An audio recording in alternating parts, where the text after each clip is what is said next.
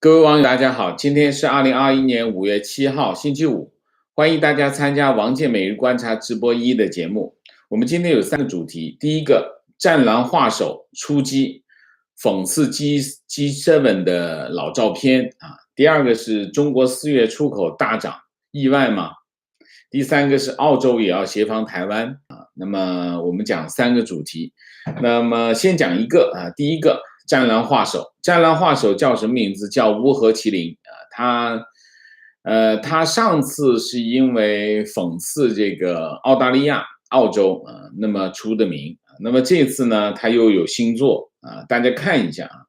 这个新作呢，就是一张老照片啊。这张老照片呢，其实是画这个八国联军，八国联军的装束啊，画这里面。然后他其实讽刺的是。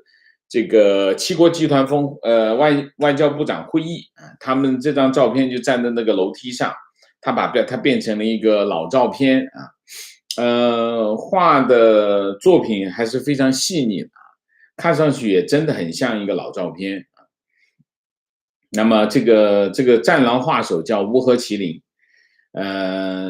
他主要是配合中国官方的这个主旋律啊，那么这张照片他写了一段话，叫这个怎么说？我看一下啊，发张老照片，上次这帮家伙为了中国搞在一起，还是1900年，120年了，还在做梦啊。那么这个所以文科还是很重要。我们讲讲这张照片有什么情况啊？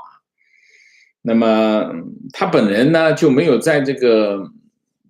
他本人就没有在这个照片上做过多的说明，但是呢，得到了巨大的回响。我看我截图的时候，58万个赞，然后有14500个留言，有这个5万个转发，还是很激烈的啊。那他当时这个8名外长呢，就改成穿不同军服的洋人把背景上的 United Kingdom。2020就是英国2020，就是讲这个主办国改成这个侵略者帝国Invaders United Kingdom 1900那么然后底下就有很多这个帝国主义亡我之心不死啊，终于我们可以平视列强了，世界没有变，但是我们中国变了，这很主旋律啊，配合得很好。那么去年的11月份，乌合麒麟发了一个叫和平之诗啊，把这个澳大利亚的士兵用刀啊抵着这个阿富汗儿童的喉咙，这个澳大利亚就非常的反感啊，就是说他很恶心啊。那么乌合麒麟，我念一下乌合麒麟的微博上的简介，很有意思，念给大家听一下。超人气政治出柜画手，我不理解出柜画手是什么意思？出柜是不是同性恋的意思啊？超人气政治出柜画手，战狼画手，粉区同志，简中艺术家，中国美术教育的失败，爹，宫廷画师，阉人会画画，义和团小将那我今天要讲讲义和团。爱国生意创始人，圈外狂徒那么既然这么有趣，我就要帮他一下。乌合麒麟拿八国联军说事儿啊，那么中共也经常拿八国联军来说事儿，来激励中国的爱国主义教育。我们就来讲讲八国联军那么之前也经常有网友希望我讲讲中国的历史近代史。八国联军发生在1900年那么来自于什么呢？这件事情的发端于什么呢？发端于义和团。义和团来自于山东最早发源于山东。其实它原来就是一个神打的这个组织神打是什么呢？神打就是神功有一种神功这个一套召唤神灵的这个仪式，然后神灵附身神灵附身之后呢，他就刀枪不入所以他通常是一个表演我神灵附身你，然后用刀砍什么都没事。那这里面是不是真神灵附身呢？大部分都是，其他的不说，大部分都是，这主要是一种魔术性质的表演啊，但是呢，很善于吹嘘啊。那么这帮所谓的义和团呢，或者是义和拳呢，最早也叫义和拳呢，因为他表演这个拳术啊，那么他们发端于山东啊，山东呢主要是对抗这个西方的传教士啊，西方的教会，那么专门杀传教士啊，杀洋人，杀传教士，还杀什么？还杀这个中国的教徒啊！他在山东就闹得很凶。那么清政府就派这个袁世凯去弹压啊，袁世凯去了以后就抓就杀，他们就跑到哪里呢？跑到河北，也跑到北京附近啊，那么转移到这个附近。那么最后这个形势的变化在于什么呢？形势的变化是清政府最后相信义和团的神打刀枪不入，他们最后是相信了这一套，就是表演给他看，你看刀枪不入啊，真的刀枪不入。那么其实那是魔术啊。然后像清政府相信他们刀枪不入，诶，觉得不错啊，我用义和团来对付洋人挺好，然后就开始默许他们进北京。那么义和团呢就高兴了，就喊着一句话就进了北京，叫扶清灭洋，扶清灭洋就进北京，号称是秦王，以前叫秦王，就为皇帝做事，皇帝有个困难，我去支援皇帝，叫秦王啊。他们进了北京就做两件事情，第一件事情杀洋人啊，所有的见着洋人就杀啊，第一个杀洋人，第二个杀什么？杀洋人，还有杀中国教徒啊，这是第一件事。第二件事，烧教堂、拆电线、拆铁路啊，那么拆毁看到所有的洋货，全部烧掉。使用洋货的中国人，不管任何人，只要你在用洋货，抓一个杀一个，就是杀人放火啊，基本上就干这样的事情。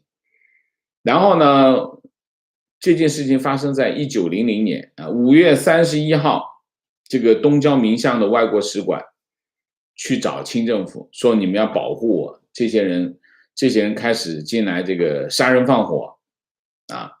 然后呢，就是清政府没办法，说我们没办法做这个事情，你们自己派兵吧，啊，就是你们自己，要不你就撤，要么你自己派军队来保护。然后当时就这个6国，英、俄、法、美、意、日6个国家，从天津派了349个这个海军陆战队，到这个使馆区来保护，但是实在那是绝对不够的。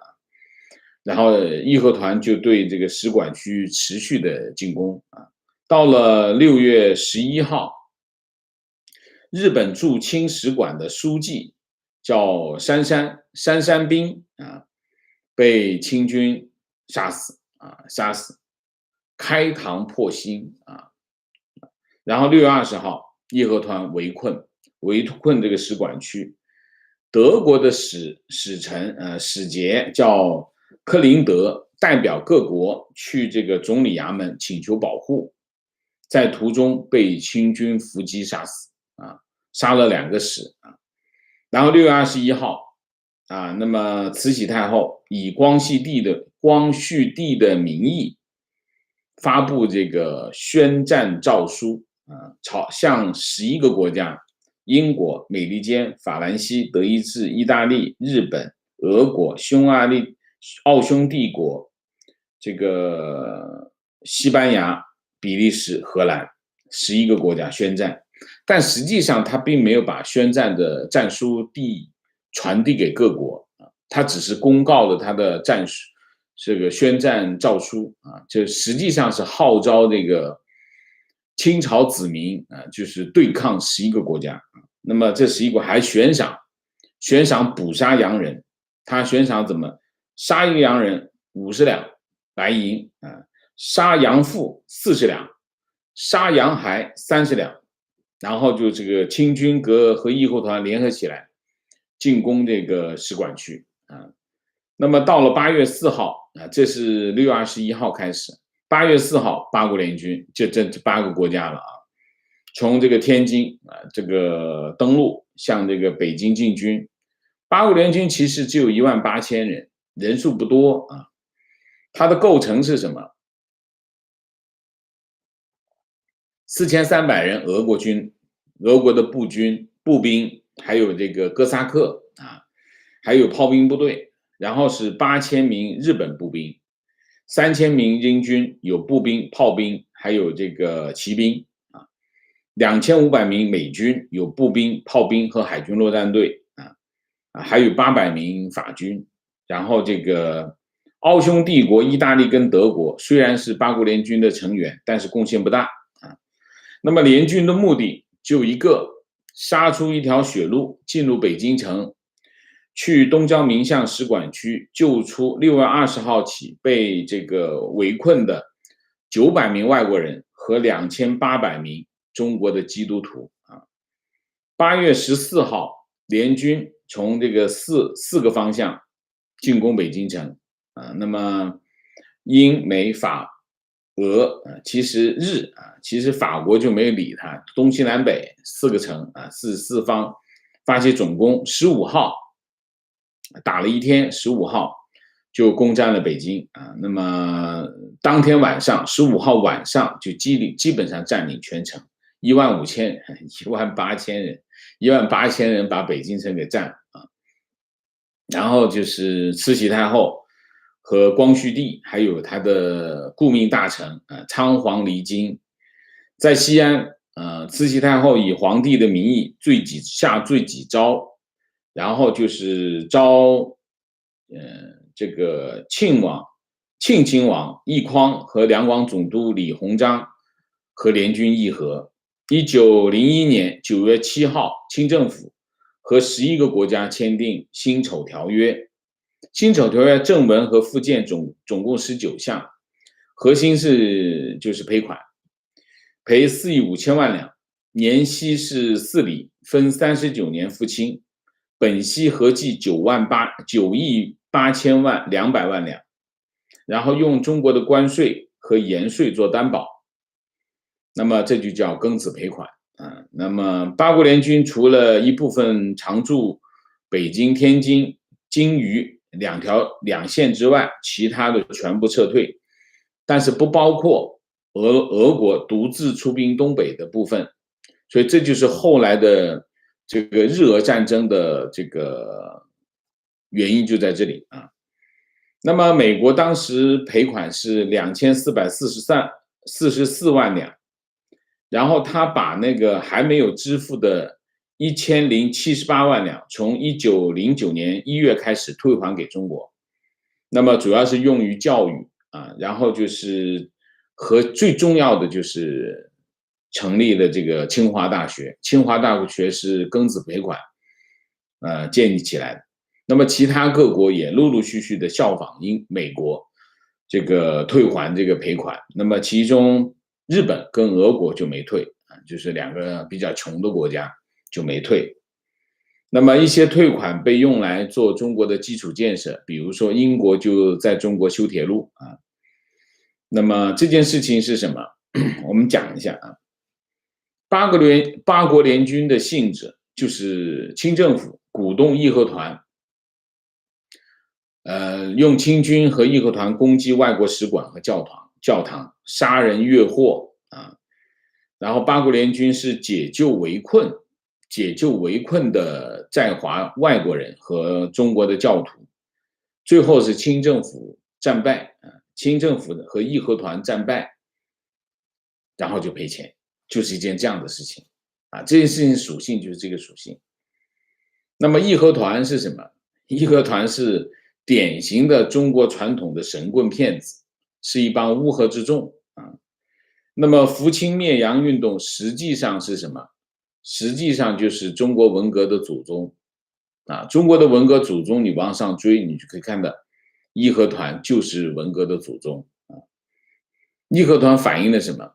反映了愚昧、野蛮、反文明、反人类，这就是义和团的性质啊。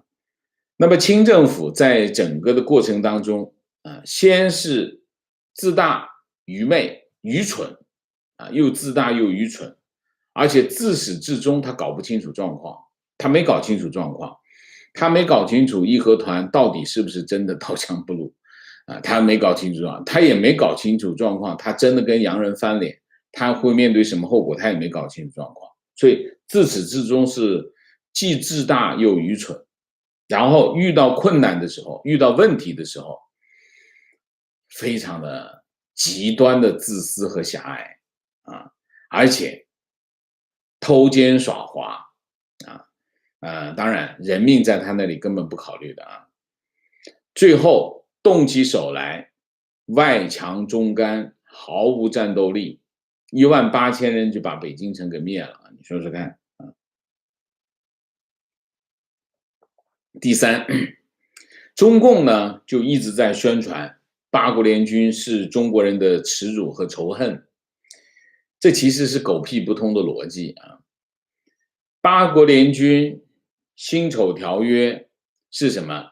是清朝的皇帝、清政府的耻辱，是清政府的耻辱啊，跟中国人民没有1毛钱的关系。中国人民有什么仇？没什么仇，没什么耻辱，那是清政府打败了清朝的皇帝跟别人签耻辱的合同。只有一个情况会有耻辱，什么？就是奴才，组织受辱，奴才会一样跟着一起受辱，这个是逻辑上是通的。也就是说，清朝的皇帝如果受辱了，他的子民，他的奴才子民一起受辱，这逻辑上讲得通。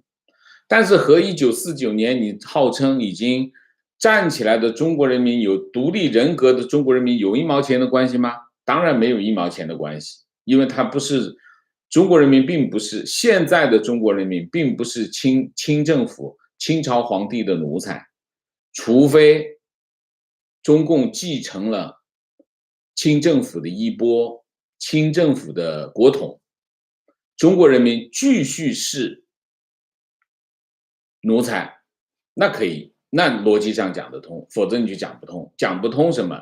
讲不通清政府干了这种愚蠢的事情，向11个国家宣战，最后打败了这件事情，受辱的事情是中国人民，跟中国人民没有1毛钱的关系。所以呢，中国通过八国联军来洗脑，洗脑的目的是什么？洗脑的目的只有一个，就是仇外。你不要跟外国人勾结，勾结的我这个皇帝不好当。中共就是一个这样的想法。那么八国联军这个史实再一次证明了中共又在篡改历史，愚弄人民，这是一个。所以我们讲讲这八国联军到底怎么回事。我们讲回这幅老照片，乌合麒麟呢，还是这个文科学的不够好啊，所以文科还是很重要的。他去讽刺这个七国集团的外长会议，讽刺他们像八国联军一样，有八国联军的企图，但这个话呢，他就忘记，就是顾头不顾店。那你形容这个七国集团对中国做了一些不好的事情啊，那然后呢，七国集团就是以前的八国联军，那你意味着什么？意味着中国政府就是以前的清政府，对不对？你这对称的嘛。既然他们是八国联军，那中华人民共和国就是清政府了，对吧？是不是这样？如果是这样的话，那中共就是愚昧、愚蠢、无能的清政府啊。不过看上去还真有几分像啊。那么，但是这不是最重要的，最重要的是结果。结果是什么？你是不是这个老照片是不是预示着清政府战败，驻军赔款，那么也是八国联军的结果是清政府战败，赔款驻军。那么你是不是这张照片是不是也预示着中共最终也会战败赔钱，然后西方列强占领北京，然后解救中国人民？这张照片是不是有这个意思？所以我们讲这张照片最终意味着什么？他最终假借讽刺这个七国集团外长会议为名，其实是暗讽中共最终会战败赔钱啊。所以呢，我们的结论是什么？乌合麒麟是卧底啊，好吧，我们就用它来解读一下啊。那么乌合麒麟这张照片里面还有一个地方，我们也可以来讲一下，就是他在照片的左下角画了一个谁呢？画了一个正在输液的印度人啊，大家看一下啊，这里面照片我不知道看不看得清楚啊，大家可以上网搜一下，就这个位置啊，这个位置有一个印度人包了头啊，一包头就知道是印度人啊，然后呢画了一个包了头的印度人在那输液，拿着一个输液的架子啊，这中国人很典型，中国人经常拿着输液的架子走来走去啊，这就是中国的医疗服务。那么当然这是暗示就是讽刺这个印度这个疫情失控啊。那么把印度疫情失控放到一个这个照片里面去，显然反映了什么？反映了在中国普遍缺乏的一个东西，叫常识啊。那么你不管有多么不喜欢，都不应该做这件事，这是常识，因为那里正在发生很多的人命伤害啊。那么当然，他愿意这么做，肯定是基于一种冷血啊。同样的事情，谁做过啊？中央政法委也做过。上个周末啊，中央政法委发了个微博帖子，叫“中国点火和印度点火”的照片啊。那么这张照片跟这个乌合麒麟的这个照片，这张老照片和中央政法委的这个照片是同样的性质，两个字，冷血啊，非常的冷血啊。然后这个中央政法委这个照片出来之后啊，我给大家看一下，他这个微博的账号叫长安网啊，这个叫中国长安网。这张照片左边是这个印度烧这个火葬这个疫情尸体的这个照片，右边是长征5号 B 点火升空。把两个放在一起啊，那么中国点火vs 印度点火啊，被人骂得够呛，然后就后来就删了，非常巧在哪里呢？中央政法委使用的这张中国点火的照片里面的这个火箭，也帮助中国在全世界面前出丑。这张照片讲的是什么呢？讲的是4月29号，中国在海南岛发射长征5号火箭，把太空舱送入轨道，组建中国永久的空间站。这本来是一件这个露脸又流叉的事儿，但是问题是什么？问题是这个长征5号火箭发射完毕之后，它的残骸在它的轨道上这个翻滚失控。最后它翻滚失控啊，现在全世界都在关注它，看它掉到什么地方，因为它会掉下来，会不会掉到民居啊？为什么？因为这个残骸有22吨重，如果它重返大气层没有燃烧完全，烧完了就当然没事，没烧完就会有掉到民居上的风险。那么去年的5月份，另外一个长征5号 B 火箭，它的残骸就掉到了科特迪瓦，就是把这个建筑物给这个损毁了多个建筑物。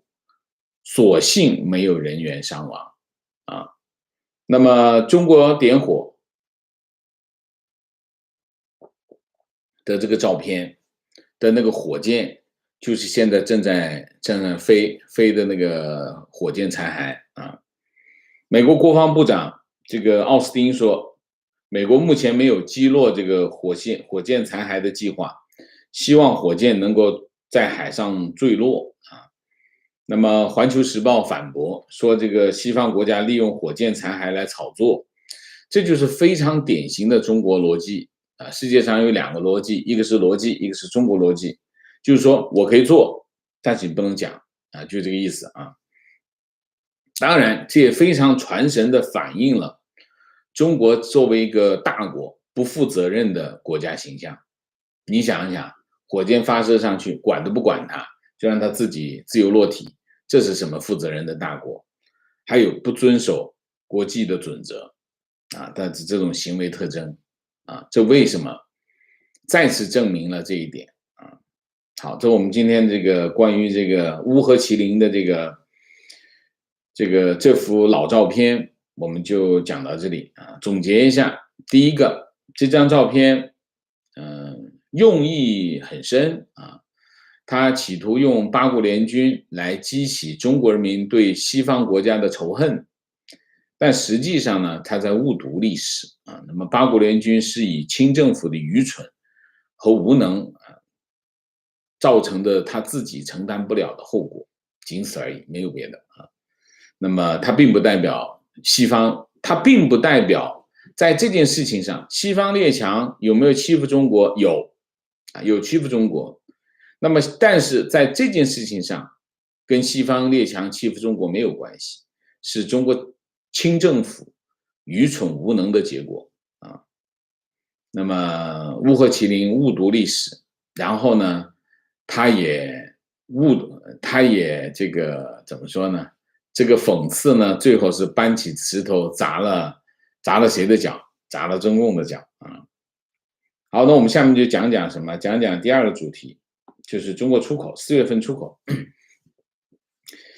4月份出口强劲啊。那么海关总署5月7号发布的数据，4月份出口同比增长了32.3%，增速比3个月回升了1.7个百分点。进口增长43.1%，那么增幅加快了5个百分点。然后贸易顺差428亿，增加了290亿。那么导致这个超出预期的增长有2个原因。第一个原因是美国经济复苏带动了全球的需求，全球需求恢复，然后中国出口就增长，快速增长。就算是和2019年比，它也是个双位数的增长，所以它是实在的增长啊。第二个原因是因为印度的疫情导致生产迟缓，一部分订单转移到了中国，这2个因素会持续一段时间，那么对中国的出口会有帮助啊。那么从国别来看啊，主要的经济体中国出口都保持了增长。那么对美国、欧盟的出口分别增长31%跟23%，但是比3月份的增长放缓了22%跟22个点啊。那么其实增速是放缓的啊。对日本增长只有0.4%啊，比3月份低了7.2个百分点。不过中国对东盟的出口增长42%，这里面有一点，去年的4月份中国的出口突然死火，所以呢这个月的数据很高，很正常。4月份当时出口突然这一下子它就是3月经济复苏啊，3月经济就是不叫复苏，3月是恢复正常啊。恢复正常的时候呢，外贸企业在3月份把之前的一些订单消化掉啊，但是4月份突然出现了一个订单的枯竭，所以4月份的出口的基数是很低的啊。那么大宗商品高位运行，所以导致了呢进口额的大幅上涨，那么原油进口量下降了0.2%，可是金额大涨73%，因为价格上升。铁矿石量增长了3%，但是进口额增长89.6%，大豆进口量增加了10.9%，进口额增加53%。那么铁矿石价格飙升，5月6号，普世62%的这个铁矿石指数，比上一日增加了5.6%，达到了202块美元，这是史上第一次突破200美元一吨那么比今年年初的164美元增长了23%另外一个就是什么？另外一个就是国内铁矿石价格上涨5.6%，报1214元那么原因是什么？原因是3月份开始，为什么铁矿石价格暴涨？铁矿石价格暴涨的原因是3月份开始，河北唐山开始进行钢铁行业的现场减排现场减排主要是为了碳达标那么很多钢厂就限产，不让他们生产很多。一限产的现在正好从今年1月份开始，钢材价格在上涨，钢材价格上涨，你3月份还是在限产，3月份一限产的钢材价格继续涨，这继续一涨的后果是什么？那么钢厂的利润不就出来了吗？钢厂利润一出来，那就使劲买铁矿石，增加生产，这就是铁矿石涨价的原因就是现在你可以看，现在的中国的经济政策都是不管不顾，基本上只顾一头不顾其余然后第3个主题我们快速的讲一下澳洲金融时报 Australian Financial Review 他发表一篇社论说，这篇社论题为澳洲必须谨慎地防止台湾海峡战争那么他的社论是这么说，他说如果台湾海峡发生战争，澳洲将履行太平洋安全保障条约支援美国协防台湾那么他是这么说，他说中国缺乏针对台湾发动2栖攻击所需要的海军硬件主要是登陆艇什么的，短期内不可能全面开战，但是中国将会持续的处于一个未达战争状态的灰色地带，然后采取攻击和推进像这个边缘战略那么用各种手段恫吓营造一种区域霸权的氛围。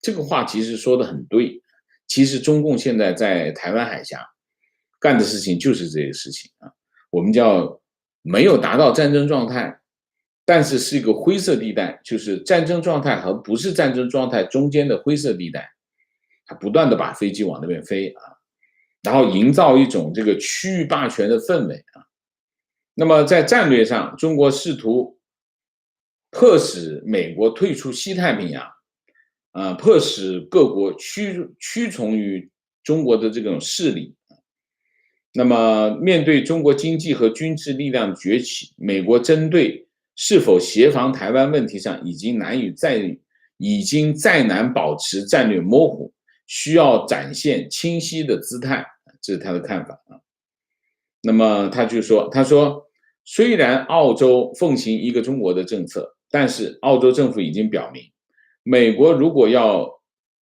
抗击中国并且协防台湾，澳洲将会提供支援。如果台海爆发战争，澳洲就需要履行1951年签订的太平洋安全保障条约，出兵支援美国。这就是澳洲的立场那么他是社论强调，如果澳洲参战，那将会在经济上带来灾难。但是如果放任中国出兵，令台湾孤立无援，也将会对澳洲造成战略上的灾难。因此，澳洲必须审慎面对台湾局势。这就是澳洲的立场那你可以看到我为什么讲这个社论呢？其实你可以看，澳洲的态度其实是蛮清楚的，他跟美国签订了这个太平洋安全保障条约，如果在台海美国军事介入的话，那澳洲没有选择，一定会加入。那么现在美国联合还有一个盟友是谁？还有一个盟友是日本，都是区域内的。日本韩国估计指不上，那至少美国有2个帮手，一个是日本，一个是澳洲。现在的态势就是一个这样的态势。然后最新的情况是下个星期，法国、美国、日本会进行海上军事演习。美日每年都会5月份进行海上军演。那么法国第一次跑到远东来参加这个海上军演啊，那你可以看到法国派军舰来啊，法国的军舰就是它是个战斗群，也是个战斗群，不是航母战斗群，但是个战斗群，叫圣女贞德号啊，圣女贞德号战斗群来了，然后德国的军舰也来了，然后伊丽莎白航母战斗群也马上就要来了啊，所以你看西方列强啊，这也是8国联军吧，都在这个整个的西太平洋地区集结啊，这就是现在的形势，好吧？好，那我们今天的主题就讲到这里，因为内容比较多，连滚带爬那我们今天主题就讲到这里，我们下面进入互动啊。进入互动之前，温馨提示，请大家点赞，请新来的网友订阅，请大家加入我们的会员，支持我们做更好的节目。那么进入互动之后，请大家不要聊天啊。那么4个情况、问题、观点、情绪啊。我还说那句话，中共经常讲一句话，叫落后就会挨打。其实这句话是不对的，犯贱就会挨打，清政府就是犯贱，所以被打。明谢 Elizabeth New York， 谢谢王老师讲的精彩，赞一个，谢谢 John Snow， 谢谢啊，好久不见了啊！祝贺王老师订阅数到25万，请王老师吃竹筒饭。哎呀，这好久没吃了啊！谢谢。提问：为什么美国不下力气摧毁中共的防火墙呢？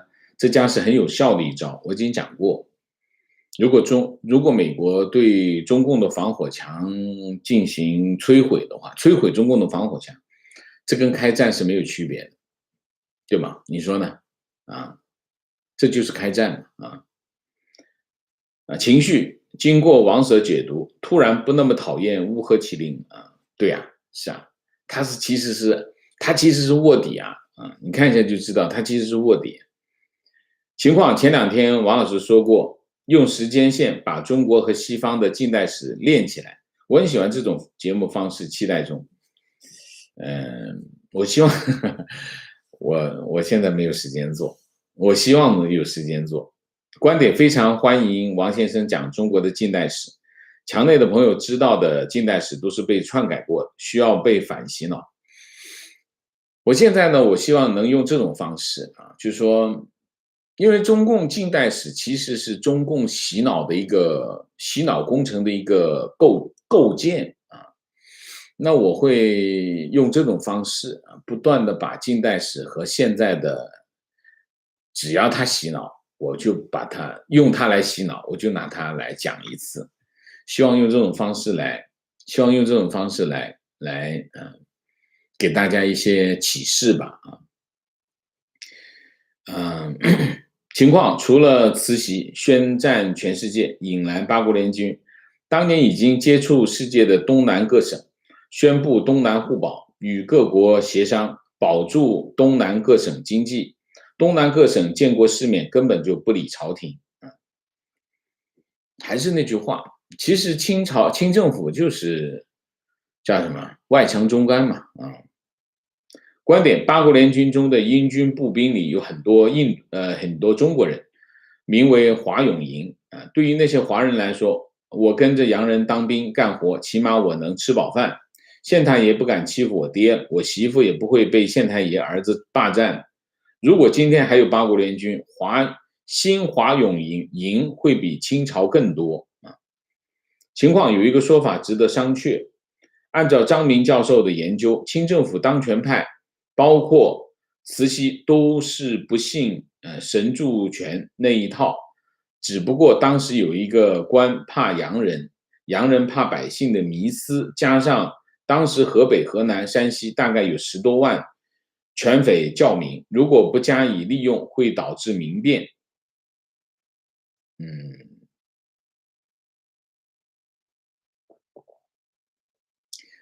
又是转移矛盾，对吧？我不相信这个，我一点都不相信这个。你想一下，这个当初这个什么，当初袁世凯去山东，不就弹压掉了？所以民变是什么？民变就是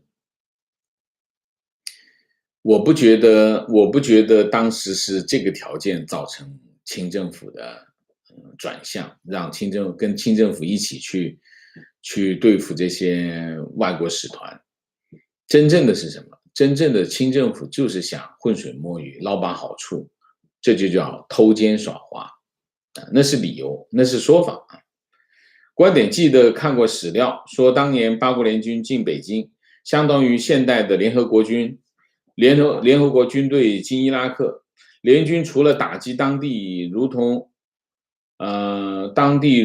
神学士民兵的义和团，重塑地方法治之外，还对付挺神学士的政府军。神学士义和团啊，很多在庚子拳乱被义和团迫害的北京、天津商人、士绅和平民，当时可是大肆欢迎八国联军进来赶走义和团的人，甚至主动带路让联军去清剿鱼肉乡民的义和团团民。这就带路党就从那个时候开始了，这就带路党就那个时候开始了啊。观点：中国大学生真的没有思辨能力。教科书为了提倡大一统，把秦朝以后的朝代都不称为封建时期，但又把清朝后期称为半封建半殖民地时代，前后矛盾。这些大学生从来不曾发现，只认为教科书是正确的，不会思考只有权威的一代年轻人。情况对于八国联军进北京的作为产生疑问的，还是多年前看电视剧《大宅门》，里面陈宝国演的七爷居然和一个日本军官交朋友。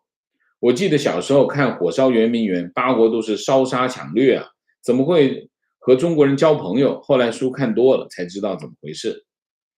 观点：庚子国难最精彩的是汉帝发起的东南互保运动，明确反对列强宣战，并宣布保持中立。实际上，东南互保已经清晰地证明，中国的基本政治逻辑已经变了。随着维持汉地军事秩序的满蒙骑兵在太平天国以后逐渐退出政治舞台，汉地已经在政治和军事上可以独立于清帝国运作。提问：八国联军有个义和团出来代表政府惹事儿，同时又为战败的替罪羊。对比现在，中共没有这么不称职的前锋军，就是包子一句话就开战吗？还是找个渔船之类的突然就开打？你说八国联军吗？现在有八国联军吗？没有八国联军啊，对吗？怎么开打呢？跟谁打？打谁？听了王老师的解读后，估计中宣部将那幅画下架。提问：请问王老师，中共在什么情况下会失去政权？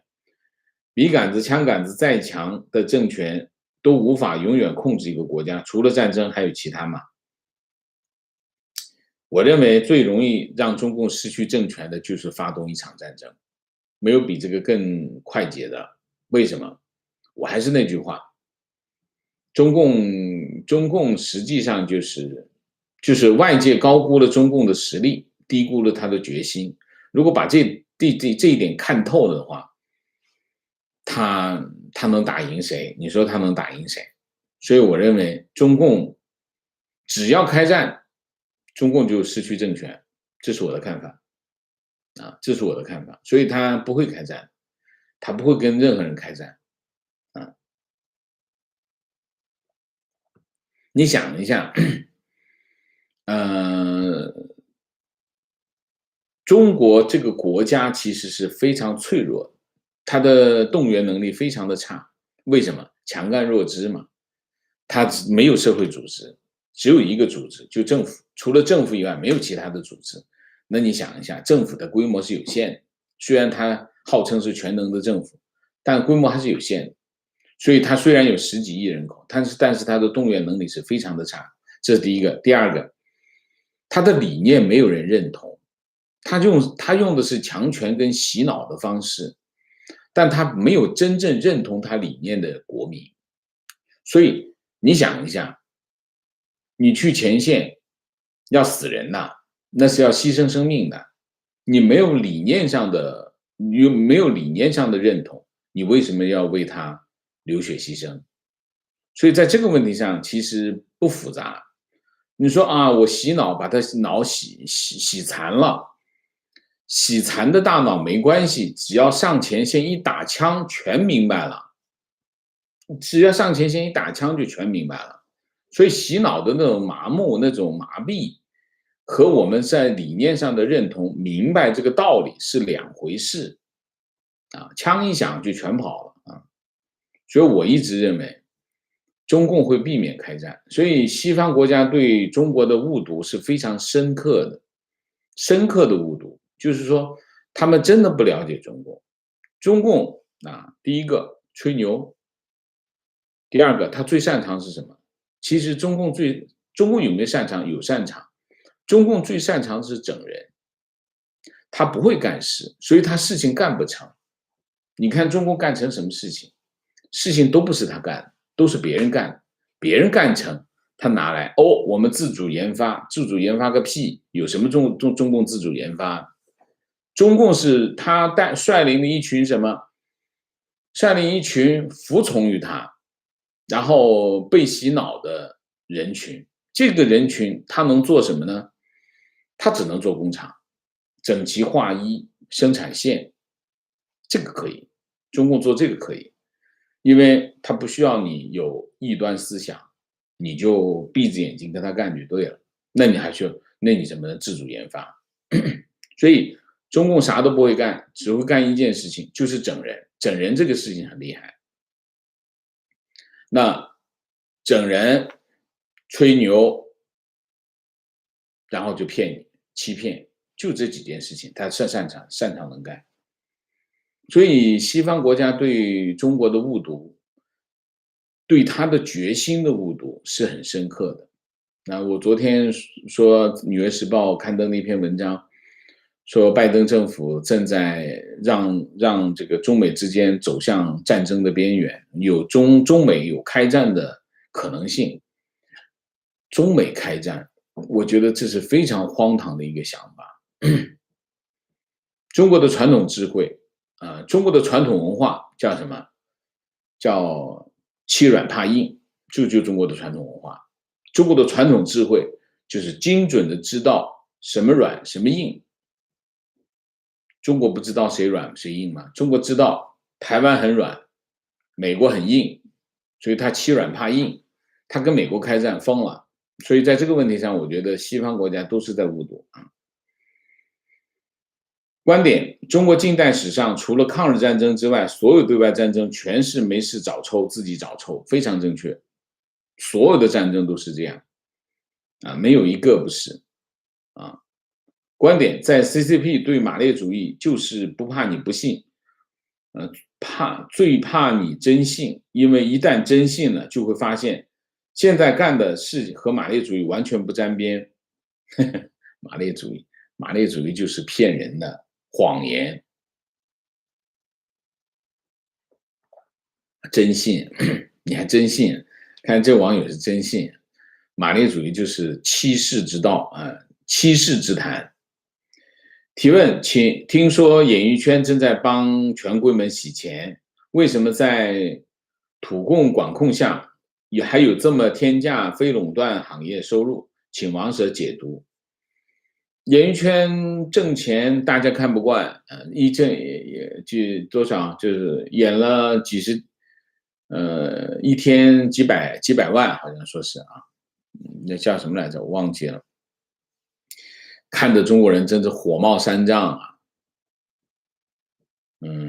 我的想法，我的看法，他能挣就他挣啊，你有本事你也去挣啊。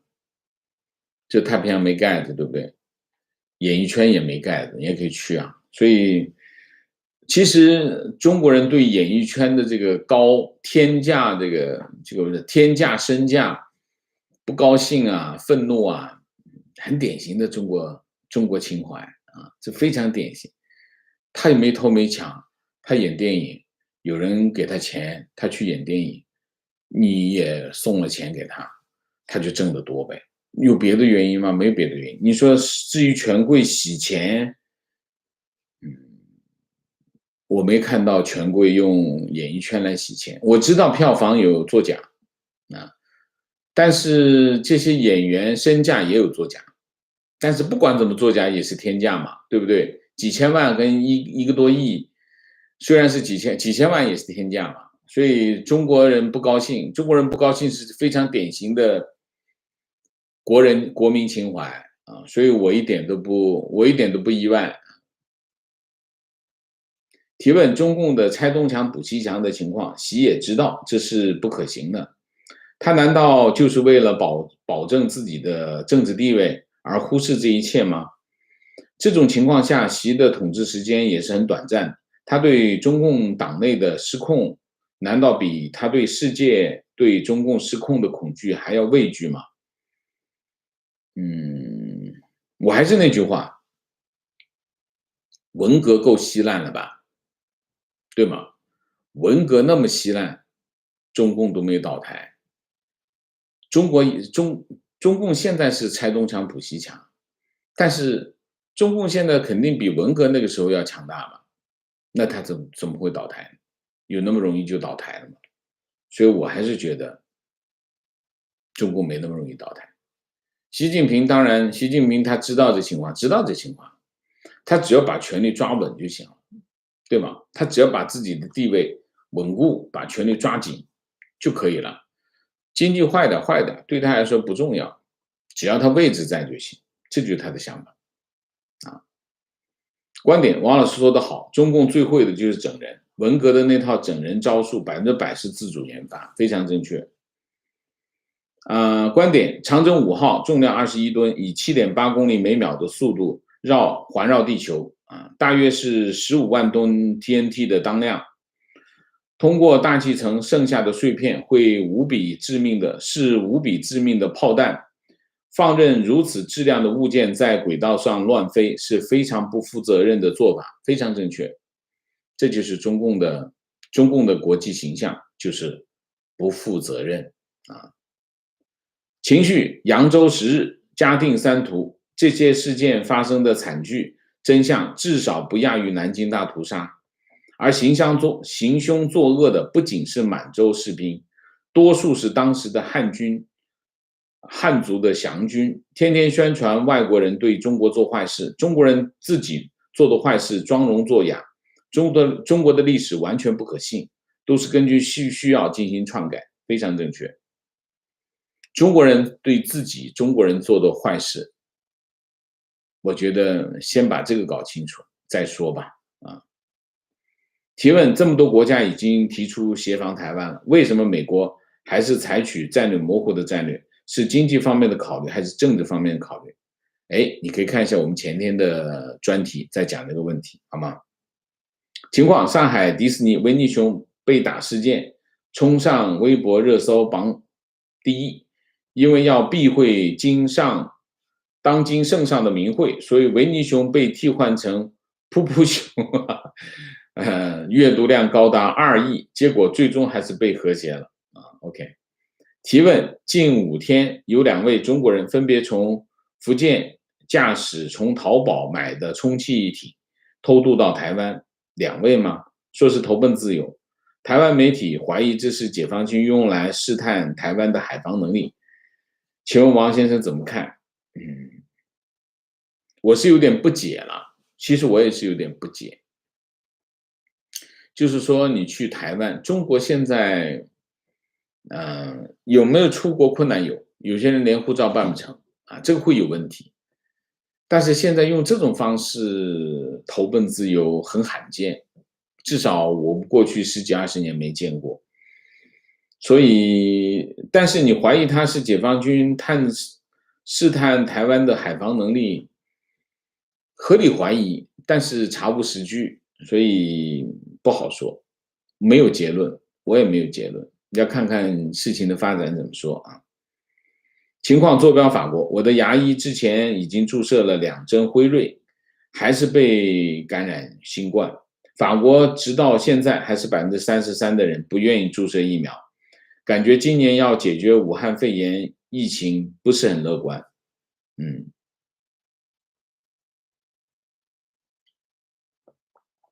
提问：王先生在上期节目谈美国要开放疫苗知识产权的事情，这件事情在欧洲引发广泛的讨论和争议。欧盟有一种被美国推下道德制高点的情绪，请王先生对这种反应做什么评论？当然，美国政府的表态是基于道德，一定是基于道德啊，没有别的，一定是说疫情这么严重，那么我们能不能针对这个疫情，先豁免一部分的这种知识产权，作为一个全球的应对全球疫情的一个方案，这是当然是出于道德。那么，当然，你也可以把它叫所谓的道德，这就是政治正确。什么叫政治正确？这就是政治正确。那么，为什么背后是无数的人命啊？因为如果有这个动作的话，真的能够按照这个意图去实现的话，可以拯救大量的生命。这背后是大量的生命，这就是政治正确。那么，这个政治正确是不是值得支持呢？这就是代价的问题，就是说我们要付出多大的代价去实现这个政治正确。那么现在的问题是，如果这件事情实现了，代价是什么？代价是全球的知识产权保护系统体系会受到某种程度的损害。为什么？因为如果你这个开了这个先河之后，那么万一又碰见另外一个危机呢？你用这种方式又来牺牲掉我的利益，那可能会让很多人去做这个动作之前，他要考虑风险，它会变成一种政治风险。那么这种风险对人类发展的进程又会形成另外一种损害。所以会不会有更好的方式？你比如说，昨天有网友说，让美国的企业都加快生产，行不行？我觉得可以有更好的方案。什么更好的方案？就是用政府的力量推动这些药厂去其他的国家设厂。因为这个方案，我昨天这个节目结束之后，我想了一下，你要让146个国家谈成一个这样的文本，我觉得至少要1年时间。1年时间，黄花菜都凉了。我觉得最好是什么？最好是美国和欧盟，还有日本这几个主要的发达国家，或者你用 G7 也好，因为在 G7 的平台之下，美国去亚洲，比如说去印度设厂，让这个比如说辉瑞也好，叫什么，Moderna 也好，跑到印度去和印度的药厂合作，他们谈一个合作，用他们的设施，用美国或者是欧洲的技术，去大量的生产，提供廉价的大规模的疫苗。我认为这种方式比用这种方式，第一要快，第二代价更小，第三成本低，而且它既保护了药厂的利益，又能保护现有的知识产权保护体系，又能够达到，而且比那个快。你想一下，它现有的药厂设施已经在那里，比如说印度的药厂的设施规模是很大的，然后拿着这个技术直接派人去那边帮助他们去生产。仍然保持它的专利，这个没问题。所以我认为，这不是最好的方式。最好的方式是用政府的力量推动这些药厂去其他国家，比如说去欧洲。欧洲其实产能不足没关系嘛，你就比如说德国的产能不足，你就去其他的国家生产嘛，有那么多产能都可以拿出来生产。扩大这种产能，就可以比如说去南美找一些药厂，当地的药厂跟他合作，扩大生产，都是可以做的，这是可以做到的啊。我觉得比这种模式来的更有效啊。观点：王先生对义和团、清朝八国联军、中共的分析十分到位，是我迄今看过有关评论中最透彻、最清楚明白的。OK， 谢谢。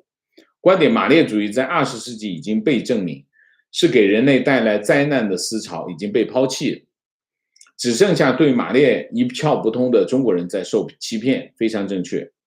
情况：广州三元里村委会、居委会选举候选人拉票，支付每张选票600元。OK， 情绪：最近国内一档综艺节目叫《青春有你3》，粉丝为偶像拉票，集体倒奶收集瓶盖，痛心。也许粉圈外的我们看不懂这种追星行为，但看得懂是粉红这种价值观已经无可救药，以及主办方为了推动节目和偶像的无底线思维。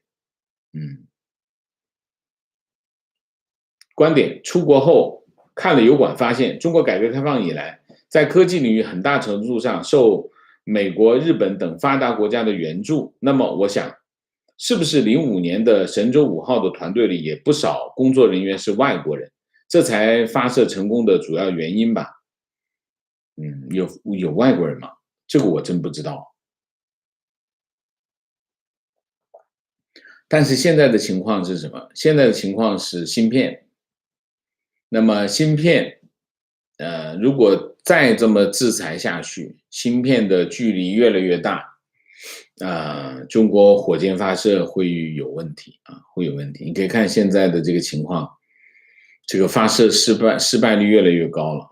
观点：也许朝鲜会对中国发射核武器，朝鲜永远不敢对西方国家真的进行核武器，核武器只是一个宣传手段而已。提问：王老师你好，最近癌股有种要崩的感觉，癌股是什么鬼？都知道癌股由它操控，如果因为外部压力和经济前景悲观，癌股要崩，它能控制住不崩吗？还是它只能延缓趋势？癌股是什么？我不知道癌股是什么，抱歉，能告诉我一下吗？癌股是什么？谁知道什么叫癌股？提问：韩国政府发公文给台积电，请问王老师有什么看法？我怎么没看到发公文给台积电干什么？他不是有三星吗？提问：请问王老师，前几天看到一位粉红在网络上说，加入中国解放军是多么光荣，每年有多少人抢着加入，还需要刷掉多少人，每年招募新员都热火朝天等等。想知道中国大陆民间对参军的想法和认知是什么？真的是一人当兵全家光荣吗？谢谢。上次有网友 A 股OK A 股要崩的感觉。A 股的问题是什么A 股的问题是美元开始走强，因为背景是什么？背景是2个，第一个，美国似乎有通胀的隐忧，美国有通胀的隐忧的后果是什么？美联储有加息的可能，美联储有加息的可能，那就另一部分的资金在往美元资产跑。那美元资产跑呢？那么当然，资金当然是来自全世界的资金往美元资产跑，那也包括 A 股这是一个背景。第二个背景就是拜登政府的基建计划。拜登政府的基建计划可见的未来可能是大概率是会过的，那么美国就会变成一个什么？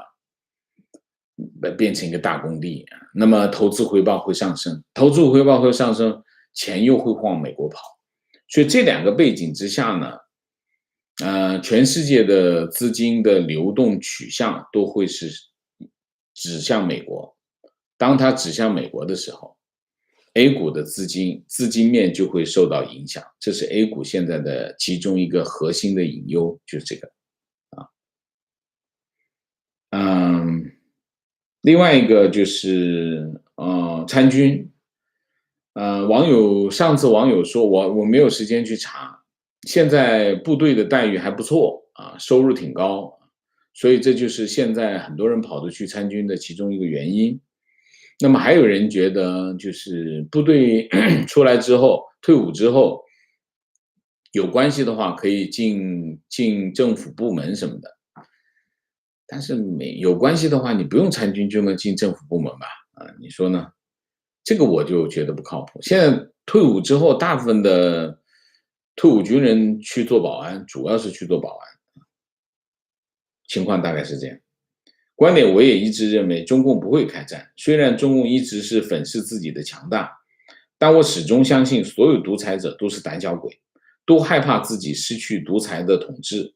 从习到金三胖都是一样，非常正确。我也是这么认为。提问王老师，前2天提到共产国际找李大钊，请问处理李大钊的真实原因是什么？间谍啊，李大钊是苏联间谍啊，抓他是因为苏联间谍。从当时是这个叫什么那个张作霖突袭什么呢？突袭了这个苏联的大使馆，从里面搜出来一卡车的材料，里面有所有的资料。后来这个张作霖还把这些从苏联大使馆查出来的这些材料展览给大家看，所以当时李大钊是承认他是苏联间谍所以是这么处理。提问王老师可以简单评价易中天吗？易中天铮铮铁骨真知灼见，这是中国，我可以讲是中国启蒙运动的一个非常重要的中坚力量，它让中国人看到了很多原来没有看到的东西，而且最厉害的是什么？最厉害的是他在中国官方媒体上出现。所以易中天是非常有贡献的一个人，他让很多中国人看到了以前没有看到的东西提问：我带孩子好不容易出来，刚一出来就遇到疫情，搞得孩子和爸爸长期无法见面。现在想回国，但是又觉得孩子会入虎口，不回去疫情又没完没了。如果发生在王先生身上，请问你会怎么做？疫情没完没了，疫情没有没完没了，疫情马上要结束了。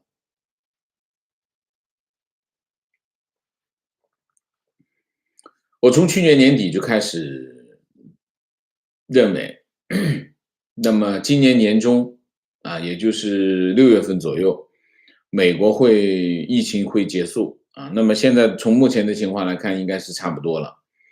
然后7月份那个美国拜登总统说的是7月国庆节，国庆节的时候独立日，美国人可以有自由的往来了。这个，所以我觉得美国疫情差不多了，那英国、以色列已经搞定了，那欧洲也应该差不多吧？我觉得大体上是这样的进程。中国的情况看上去不错，但是不好说。中国的情况永远是个连滚带爬的情况，所以他也不说真话，所以你不知道他到底是怎么个情况，所以中国没办法评价，中国的风险反而更大，因为你在欧美你很清楚情况是怎样，你说用没完没了这个词儿呢，其实不准确，所以你自己要好好的评估这个情形，不要看中国媒体关于疫情的报道，还是要看西方媒体关于疫情的报道，你才会做出正确的评估，好吗？观点：台海问题不光是军事行动，而在很多方面的超限战，正如当年俄罗斯对克里米亚的行动，不停的渗沙子，往台湾送亲中的人，搞混社会，以求乱中取胜。这战争早就开始了。OK， 提问王老师好，中国对印度是否幸灾乐祸的太早了呢？如果印度大规模爆发的原因是疫苗施打率不高和大规模活动聚集，则中国也具备同样的条件。目前疫苗施打率不高且有效性不明，再加上五一长假，人群大规模聚集移动，星火足以燎原，感觉中国本身也是需要点运气。是这样的。我反正对五一这次情况我是深表忧虑，因为中间有一个火星子就会爆起来啊。提问关于疫苗专利的问题，请教王老师，如果由美国政府买点专利，再通过输出国债方式，在技术上是否可行？在道义上听下来不是很道德。美国为什么要这么干？美国政府为什么这么干？你说呢？美国政府去买断专利，再用换输出国债的方式，什么叫换取输出国债的方式？我不理解。你说用国债来买专利，国不国债我们不管嘛？你就说美国政府去买了国债，跟药厂买断这个专利，然后去公开说不用那个呢？美国政府为什么要这么干？你说说看，为什么要这么干？而且美国人民同意吗？花的是公帑啊，公帑的钱来自哪里？公帑的钱来自于美国的国民、美国的选民啊，是美国政府不会这么干。你不要老用中共的行为模式来量夺民选政府的行为，那完全不是一个逻辑。好，明谢 Melody 张，谢谢，张鑫谢谢 ，Soil Bean 谢谢 ，Helen 谢谢。好，周末愉快，谢谢大家。我们今天的节目就到这里，感谢大家参与，我们下个节目再见。再见之前，请大家点赞，请新来的网友订阅，请大家加入我们的会员，支持我们做更好的节目，做更好的自己。谢谢大家，谢谢。